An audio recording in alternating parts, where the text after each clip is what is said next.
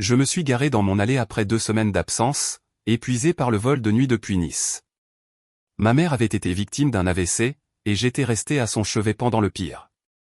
Elle était stable maintenant, grâce à Dieu, mais j'étais désespéré de retrouver Marguerite, ma femme.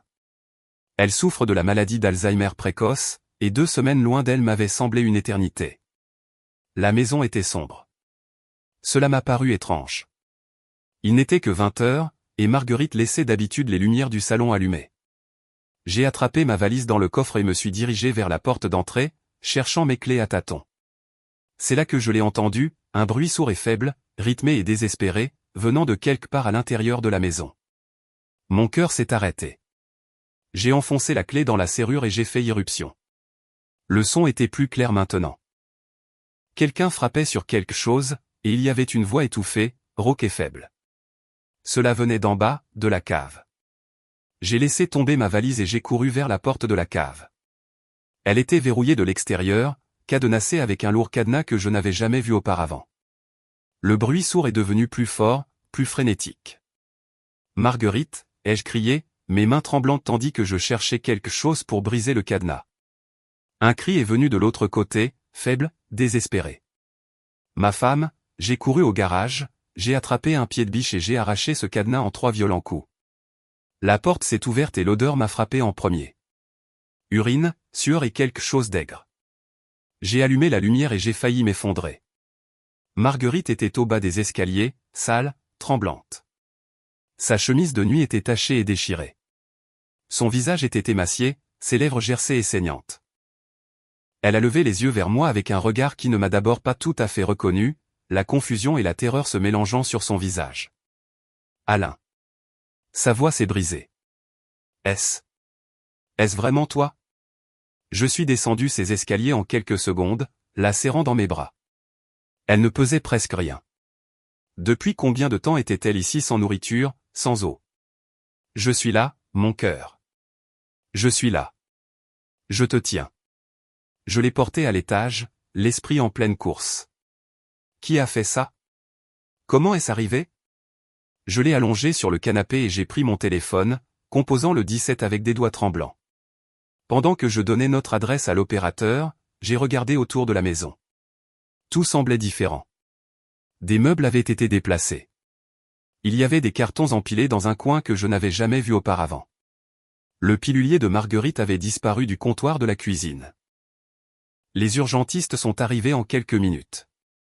Tandis qu'ils vérifiaient les signes vitaux de Marguerite, gravement déshydratée, mal nourrie, premier signe d'hypothermie malgré le fait que nous étions en septembre. Je me tenais là, sous le choc, essayant de reconstituer ce qui s'était passé.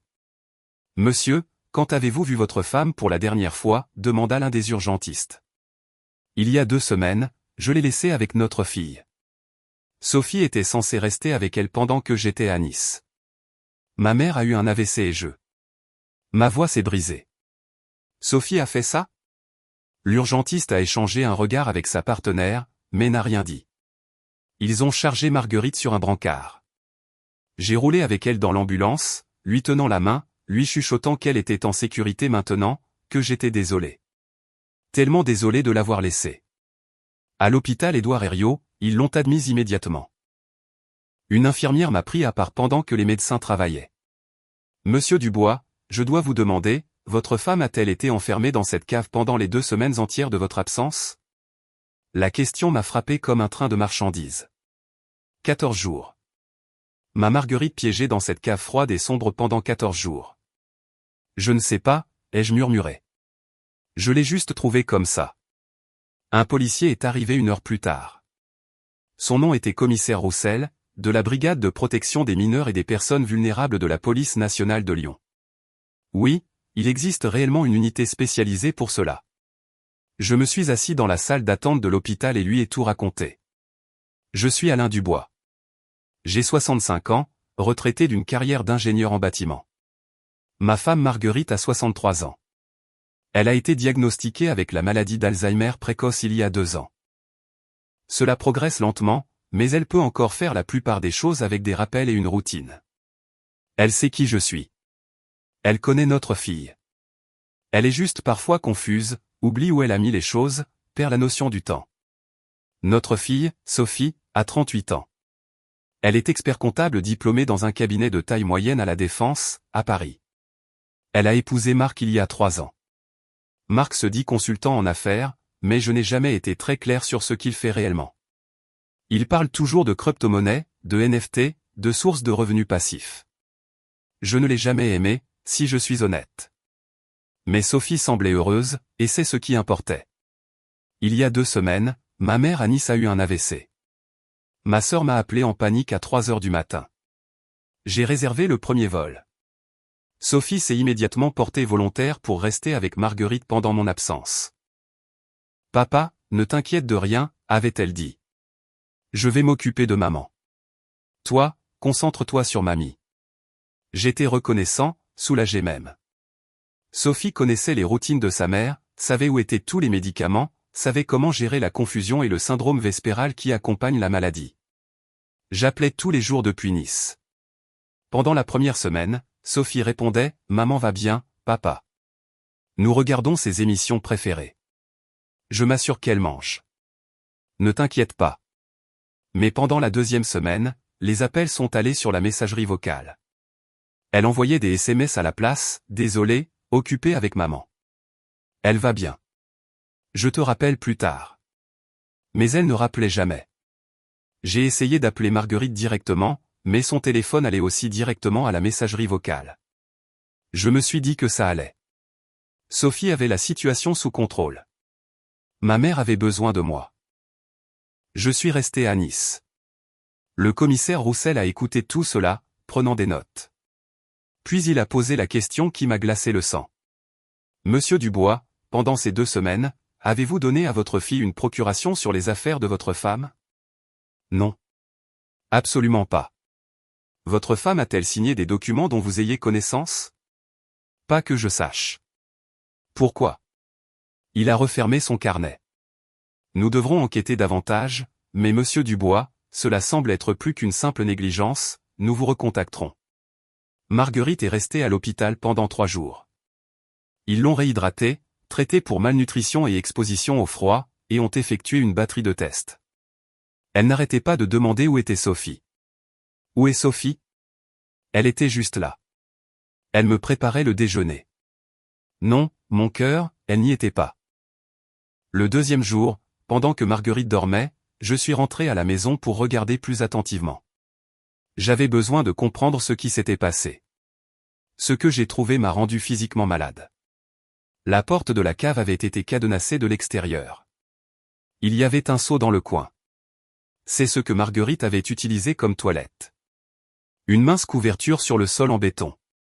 Pas de nourriture, pas d'eau. L'ampoule avait été retirée de la douille. Ma femme, qui oublie parfois quel jour nous sommes, mais qui peut encore rire de blagues stupides et aime regarder l'Olympique lyonnais jouer, avait été enfermée dans l'obscurité pendant 2 semaines. À l'étage, j'ai trouvé des preuves plus troublantes. L'ordinateur portable de Sophie était toujours sur la table de la cuisine, le mot de passe commodément enregistré. Je ne suis pas fier de ce que j'ai fait ensuite, mais j'ai regardé ces fichiers. Ce que j'ai trouvé était méthodique, calculé, diabolique. Il y avait des documents scannés, des procurations avec la signature de Marguerite, des documents immobiliers, des relevés bancaires et un fichier étiqueté « Opportunité d'investissement, fonds Marc ». Je suis resté assis là pendant 1 heure à tout lire, mes mains tremblant si fort que je pouvais à peine cliquer sur la souris. Voici ce qu'ils avaient fait. La première semaine, j'étais parti. Sophie avait emmené Marguerite chez un avocat, un notaire louche à Vénissieux, pas notre notaire de famille. Elle avait fait signer à Marguerite des documents de procuration, utilisant sa confusion due à l'Alzheimer pour la convaincre que ce n'était que de la paperasse pour papa. Le notaire n'a apparemment pas posé beaucoup de questions. La signature de Marguerite était tremblante mais reconnaissable. Avec cette procuration, Sophie avait accédé à nos comptes bancaires. Elle avait retiré 80 000 € de nos économies, l'argent que nous avions soigneusement mis de côté pour les futurs soins de Marguerite à mesure que son Alzheimer progressait. Elle avait également contracté une ligne de crédit hypothécaire sur notre maison pour 120 000 € supplémentaires. Nous étions entièrement propriétaires de notre maison à Villeurbanne depuis 20 ans. Maintenant, nous devions 120 000 € à la banque. Tout cet argent, 200 000 €, avait été transféré vers quelque chose appelé « gestion de capital de mon chat ». 3 clics plus tard, j'ai découvert que Gestion de capital de mon chat était la société de Marc, une SARL enregistrée il y a seulement 6 mois. Son activité, investissement en crypto-monnaie et conseil en blockchain. En d'autres termes, Marc dirigeait une sorte de système de crypto-escroquerie, et ils avaient utilisé la confusion de ma femme et mon absence pour le financer. Mais voici la partie qui m'a donné envie de vomir. Il ne pouvait pas laisser Marguerite me parler. Si j'avais appelé la maison, Marguerite m'aurait dit que quelque chose n'allait pas. Même avec son Alzheimer, elle aurait su que quelque chose n'était pas normal. Alors, il devait la faire taire. Leur solution? L'enfermer à la cave. J'ai trouvé un échange de SMS entre Sophie et Marc du 3e jour. Marc, elle n'arrête pas de pleurer pour ton père. Ça ne va pas marcher. Sophie, elle va oublier. Donne-lui un jour de plus. La confusion aide. Marc, et si quelqu'un vient la voir? Sophie, qui? Papa est à Nice. Les amis de maman ne sont pas venus depuis des mois à cause de son état. On est tranquille. Ils avaient planifié cela. Ils avaient sciemment enfermé une femme confuse et vulnérable dans une cave pour voler ses économies. J'ai immédiatement appelé le commissaire Roussel. Il est venu à la maison avec 2 autres officiers. Je leur ai tout montré, l'ordinateur portable, les documents, les SMS, l'état de la cave. Monsieur Dubois, a dit Roussel prudemment. Il s'agit de maltraitance de personnes âgées, d'exploitation financière et de séquestration. Nous aurons besoin du témoignage de votre femme lorsqu'elle sera en état, mais il y a plus qu'assez de preuves ici pour des chefs d'accusation. Où est ma fille maintenant? Ai-je demandé. Nous ne savons pas encore. Avez-vous une adresse pour elle? Oui. Sophie et Marc vivaient dans un appartement dans le quartier de la Confluence à environ 20 minutes d'ici. Le commissaire Roussel a passé un appel et, en moins d'1 heure, des officiers ont été envoyés à leur adresse. Ils n'étaient pas là, mais ce que les officiers ont trouvé dans cet appartement mènerait à encore plus de chefs d'accusation. L'endroit était presque vide. Les meubles avaient disparu. Les placards étaient vidés. Mais dans la poubelle, et c'est là qu'ils ont été négligents, les officiers ont trouvé des relevés bancaires, des documents pour des billets d'avion aller simple pour le Portugal, et un courriel imprimé d'une société de gestion immobilière à Lisbonne concernant une location de 6 mois. Ils prévoyaient de s'enfuir, de prendre l'argent et de disparaître dans un pays sans traité d'extradition pour les crimes financiers. Mais ils avaient laissé trop de preuves derrière eux, et ils avaient sous-estimé la rapidité avec laquelle je reviendrais. Le rétablissement de ma mère à Nice a été plus rapide que prévu, et j'étais rentré 3 jours plus tôt que prévu initialement. Si j'étais resté à Nice pendant les 2 semaines complètes prévues, Marguerite aurait pu mourir dans cette cave. Sophie et Marc auraient découvert son corps, joué la fille dévastée et auraient été dans un avion pour Lisbonne avant que quiconque ne pose de questions. Le commissaire Roussel a été direct à ce sujet. Votre retour anticipé a sauvé la vie de votre femme. Cette prise de conscience que ma fille, la petite fille à qui j'avais appris à faire du vélo, qui avait pleuré dans mes bras quand son poisson rouge était mort à 7 ans, avait été prête à laisser sa propre mère mourir pour de l'argent. Je ne pouvais pas le digérer. La chasse à l'homme a commencé. La police de Lyon a émis des mandats d'arrêt contre Sophie et Marc. Leur visage était aux informations dans les 48 heures. Fille et gendre recherchés dans une affaire de maltraitance de personnes âgées. Les médias se sont déchaînés. Mon téléphone n'arrêtait pas de sonner.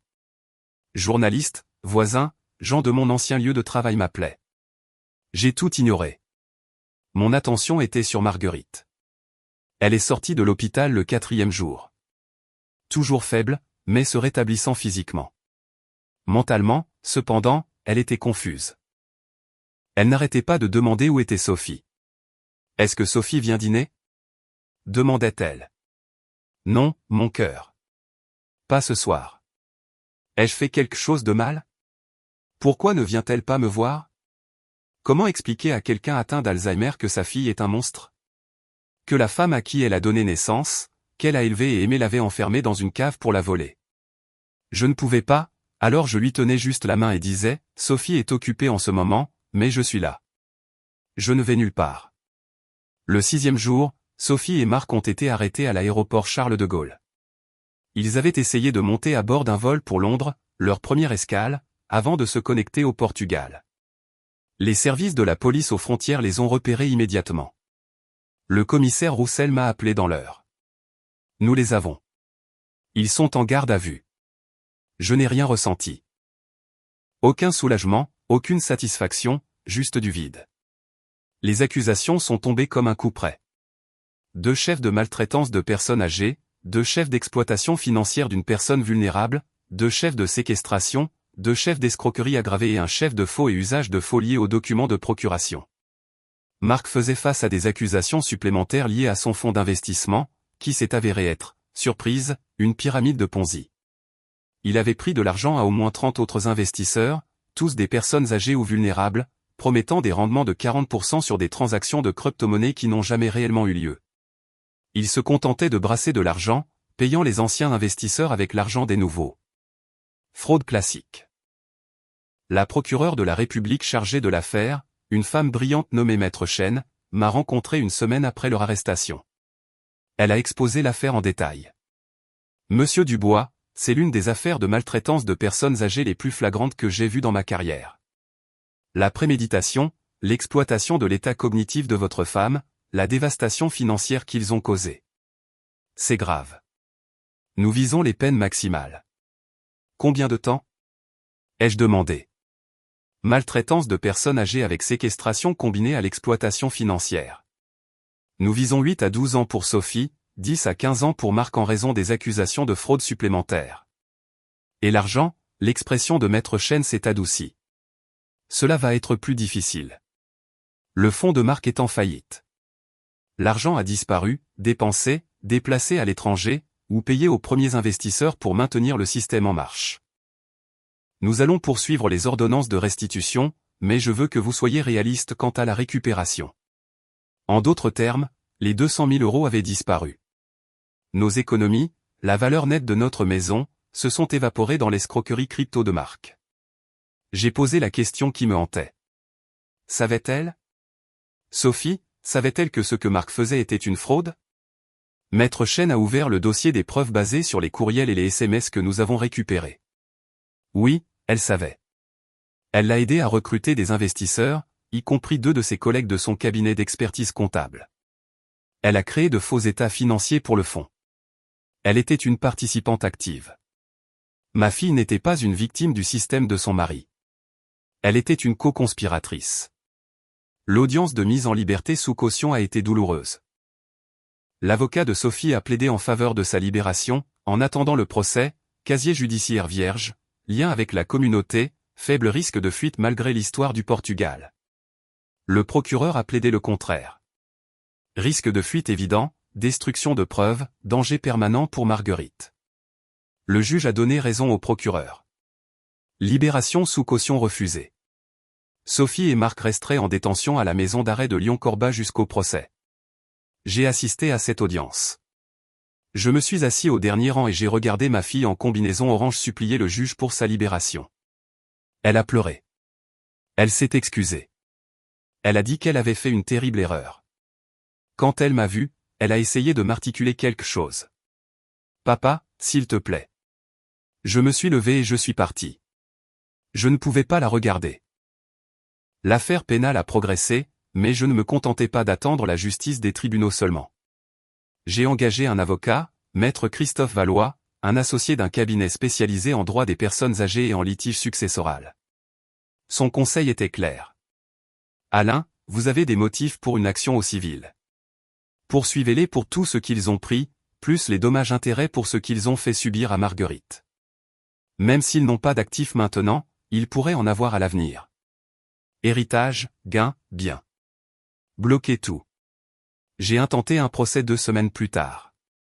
Sophie Dubois et Marc, défendeurs, chef d'exploitation financière, infliction intentionnelle de détresse émotionnelle. Détournement, manquement à l'obligation fiduciaire. Dommages-intérêts réclamés, 200 000 € de fonds volés plus 200 000 € de dommages supplémentaires pour la souffrance de Marguerite. Mais il y avait plus à faire. J'ai contacté l'ordre des experts comptables de Rhône-Alpes. Sophie avait utilisé ses références d'experts comptables pour donner de la légitimité au système de Marc. Ses collègues du cabinet comptable avaient fait confiance à son jugement professionnel. Elle avait violé toutes les normes éthiques de sa profession. J'ai déposé une plainte officielle. En 1 mois, la licence d'expert comptable de Sophie a été suspendue en attendant l'issue du procès pénal.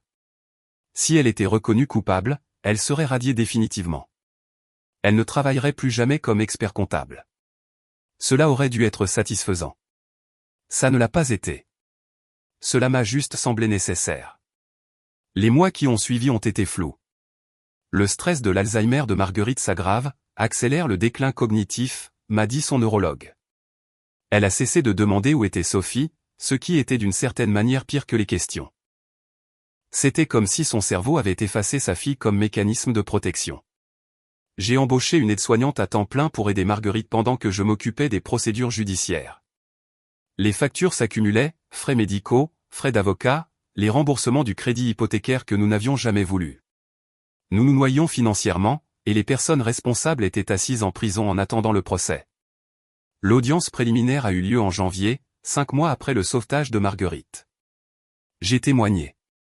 J'ai décrit au tribunal la découverte de Marguerite, la découverte des documents, la réalisation de ce qu'ils avaient fait. L'avocat de Sophie a essayé de la dépeindre comme une victime, elle aussi, manipulée par Marc, désespérée d'argent, souffrant de ses propres problèmes de santé mentale. C'était des bêtises, et le juge a vu clair dans son jeu. Mademoiselle Dubois, a dit le juge, vous êtes une expert comptable formée. Vous avez compris exactement ce que vous faisiez. Vous avez exploité la vulnérabilité cognitive de votre mère pour un gain financier. Il n'y a pas de facteur atténuant qui excuse cela. L'affaire a été renvoyée en procès. La date du procès a été fixée à juin, 8 mois après le début du cauchemar. Mais avant le procès, quelque chose d'inattendu s'est produit. L'avocat de Marc a approché le procureur avec un accord. Marc plaiderait coupable à toutes les accusations et coopérerait pleinement en témoignant contre Sophie en échange d'une peine réduite. Il témoignerait que Sophie avait été le cerveau, qu'elle avait tout planifié, qu'il avait juste suivi. C'était un acte de lâche, jetant sa femme sous le bus pour sauver sa propre peau. Mais Maître Chen m'a appelé pour en discuter. Si Marc témoigne, nous avons un dossier en béton armé contre Sophie. Son témoignage combiné aux preuves garantit une condamnation et une lourde peine. Qu'en pensez-vous? Va-t-il faire de la prison? Ai-je demandé. Oui, nous proposons 8 ans avec éligibilité à la libération conditionnelle après avoir purgé les 2/3. Il sera en prison pendant au moins 5 ans, mais très probablement plus longtemps. Et Sophie? Sans l'accord, elle ferait face à un procès. Et il y a toujours un risque avec un jury. Mais avec le témoignage de Marc, nous viserions le maximum de 12 ans. J'ai pensé à Marguerite, demandant encore parfois pourquoi Sophie n'appelait pas. J'ai pensé à ses 14 jours dans la cave. J'ai pensé aux économies d'une vie partie, à la valeur nette de la maison, partie, à la confiance, partie. Prenez l'accord, ai-je dit. Marc a plaidé coupable en février. L'audience de détermination de la peine a été brève. Il a exprimé des remords. Je suis sûr que son avocat a écrit chaque mot. Le juge n'a pas été impressionné. Monsieur Marc, vous avez participé à un système qui ciblait des personnes âgées vulnérables, y compris votre propre belle-mère. Vous avez donné la priorité au profit sur la dignité humaine. 8 ans de réclusion criminelle, le compte à rebours est lancé. Le procès de Sophie a commencé en juin. Il a duré 3 semaines. Le procureur a présenté les preuves, la fraude à la procuration, les transferts bancaires, la cave, les SMS planifiant l'évasion au Portugal. Ils ont appelé Marguerite à témoigner. Ce fut le jour le plus difficile de ma vie. Regarder ma femme confuse et diminuée essayer d'expliquer ce qui lui était arrivé. Elle n'arrêtait pas de se mélanger, d'oublier des détails, de demander si elle pouvait rentrer chez elle. L'avocat de Sophie a essayé d'utiliser cette confusion pour suggérer que Marguerite ne pouvait pas être un témoin fiable. Mais ensuite, le procureur a diffusé la vidéo. La police avait filmé la cave le jour où ils avaient exécuté le mandat de perquisition. Cet espace sombre et froid, le seau, la mince couverture, les rayures sur la porte où Marguerite avait essayé de se frayer un chemin en griffant. Le jury a regardé en silence. 2 d'entre eux pleuraient. Marc a témoigné ensuite. Il a exposé tout le système. Comment Sophie l'avait approché avec l'idée, comment elle avait recherché les lois sur la procuration, comment elle avait trouvé le notaire qui ne poserait pas de questions, comment elle avait planifié le calendrier autour de mon voyage à Nice. C'était entièrement elle, a-t-il dit. J'ai juste fait ce qu'elle m'a dit de faire. Même si c'était en partie pour se sauver, les preuves l'ont étayé. L'ordinateur portable de Sophie a montré qu'elle avait fait des recherches sur la procuration, l'exploitation des personnes âgées et les pays sans extradition des semaines avant l'AVC de ma mère. Elle avait planifié cela. Sophie a pris la barre pour sa propre défense. Ce fut un désastre. Elle a essayé de prétendre qu'elle essayait de nous aider, que Marc l'avait manipulée, qu'elle n'avait jamais voulu faire de mal à personne. Le procureur l'a détruite lors du contre-interrogatoire. Mademoiselle Dubois, vous avez envoyé un SMS à votre mari. Elle va oublier. Donne-lui un jour de plus. La confusion aide. Vous faisiez référence à votre mère. Que espériez-vous qu'elle oublie? Silence. Mademoiselle Dubois, vous avez enfermé votre mère dans une cave sans nourriture ni eau pendant 14 jours. Vous avez volé ses économies. Vous avez prévu de fuir le pays. Et vous voulez que ce tribunal croie que vous n'avez jamais voulu faire de mal à personne? Sophie s'est effondrée en larmes. Le jury n'a pas été ému. Les délibérations ont duré 4 heures. Coupable de tous les chefs d'accusation. La détermination de la peine a eu lieu 2 mois plus tard. J'ai soumis une déclaration de la victime, 5 pages, détaillant ce que cela avait fait à Marguerite, à moi, à nos vies, comment nous avions perdu non seulement notre argent, mais notre sentiment de sécurité, notre confiance, notre famille. Marguerite a également essayé d'en soumettre une, mais son Alzheimer l'a rendu impossible. Son neurologue a soumis une lettre à la place, documentant comment le traumatisme avait accéléré son déclin cognitif. Le juge a tout lu. Puis elle a regardé Sophie. Mademoiselle Dubois, vous êtes une femme instruite et intelligente. Vous avez compris la vulnérabilité de l'état de votre mère, et vous l'avez exploitée sans conscience. Vous avez trahi non seulement sa confiance, mais toutes les normes de la décence humaine. Ce tribunal ne voit aucun facteur atténuant. Sophie Dubois, vous êtes condamnée à 12 ans de réclusion criminelle. J'ai expiré. C'était fini. Mais ce n'était pas le cas. Pas vraiment. Le procès civil s'est réglé 1 mois plus tard. Sophie et Marc étaient solidairement responsables de 375 000 €. Bien sûr, ils n'ont pas cet argent. Le tribunal a mis des saisies sur tous les futurs actifs, salaires ou héritages. S'ils ont un jour quelque chose, nous l'aurons, mais de manière réaliste, nous ne verrons jamais cet argent.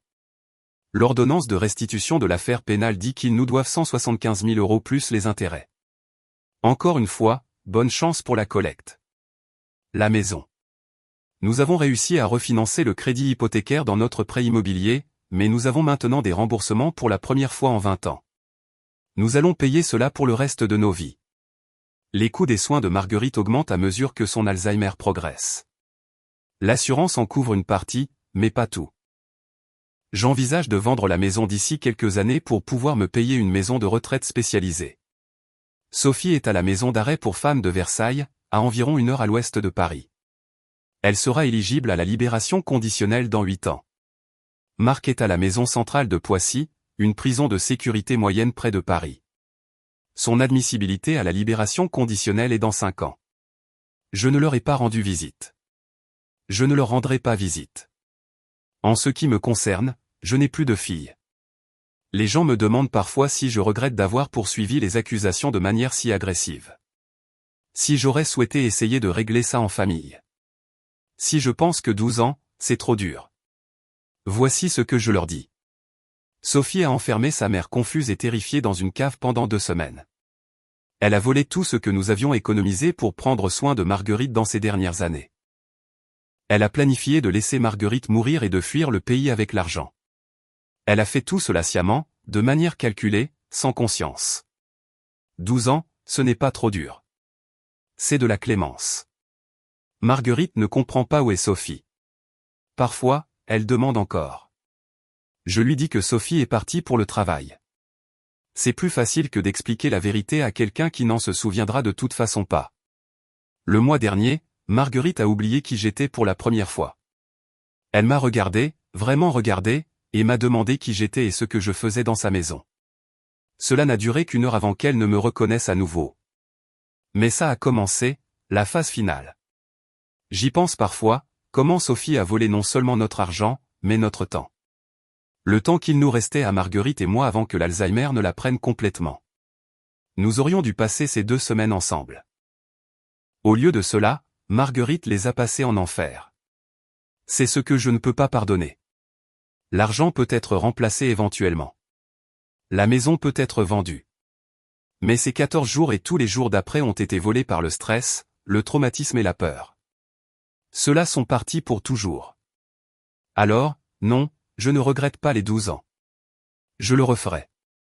La justice n'est pas une question de vengeance. C'est une question de responsabilité. C'est affirmer haut et fort que certaines choses sont impardonnables. Ma fille l'a appris à la dure.